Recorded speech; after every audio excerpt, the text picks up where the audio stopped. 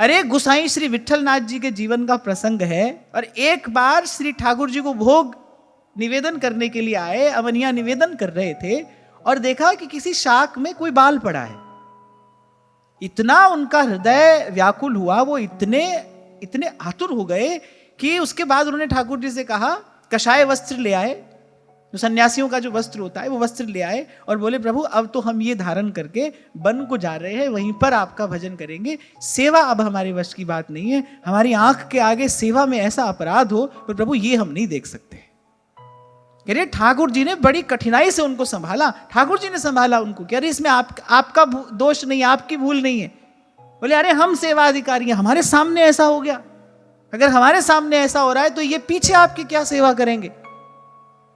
एक साग में एक छोटा सा बाल उनको दिखाई पड़ गया, वो इतने व्यथित हो गए, इतने व्याकुल हो गए, कषाय वस्त्र ले आए, बोले अब हम सन्यास लेकर जाएंगे, वहीं वन में रहकर आपका नाम जपेंगे, अब सेवा करने की सामर्थ्य हमारी नहीं है।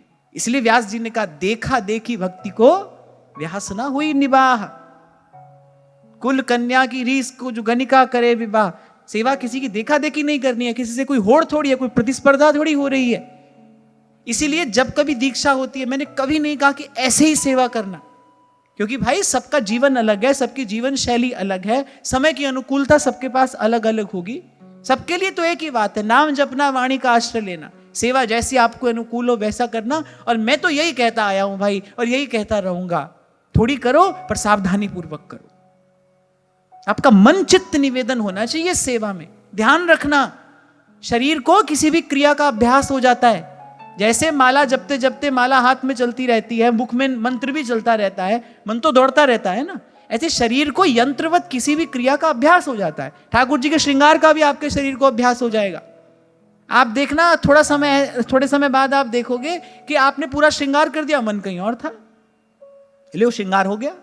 अब आप इसको सेवा कहोगे ना, नहीं तो क्रिया है, फल क्रिया का नहीं है। श्रद्धावान लभते फलम, भगवान कह रहे गीता में, इसलिए क्रिया का फल नहीं है, भावना का फल है। सेवा में आपकी भावना थी कि नहीं थी, एक श्रृंगार होता है, एक सजावट होती है। यदि बिना भाव के आपने वो क्रिया की है, फिर वो सजावट है, डेकोरेशन, फिर एक श्रृंगार है, जिसमें एक एक आभूषण और एक एक श्री अंग के संयोग का ध्यान करते हुए श्री जी को धराया जाता है, उसे श्रृंगार कहते हैं। इसीलिए कुछ दिन पहले मैंने आपसे कहा था, एक सेवा हो आपके जीवन में, पर उस एक सेवा में आप मन वचन कर्म से समर्पित हो। क्या एक भगवान ही अकेले ये कार्य नहीं कर सकते थे? वही सृष्टि को बना भी लें, वही उसका पालन पोषण भी कर लें, वही उसको अपने आप में लीन भी कर लें। तीन कार्य करने के लिए भगवान तीन रूपों में अभिव्यक्त होते हैं, ब्रह्मा, विष्णु और शिव। कि भाई आप बनाने का ही कार्य करो, मन लगाकर एक ही काम करो, यह जो एक मन बहुत ठौर करी कहो कौन ऐसा छुपायो, आप एक ही काम करो। आप ध्यान नहीं देते ना, कहा तो यहां सब कुछ गया है गुप्त रीति से। आप देखो अष्ट सखियों की वार्ता आप रस मुक्तावली में पढ़ते हो, आप देखो प्रत्येक सखी की अपनी अपनी एक सेवा है। सखी कौन है?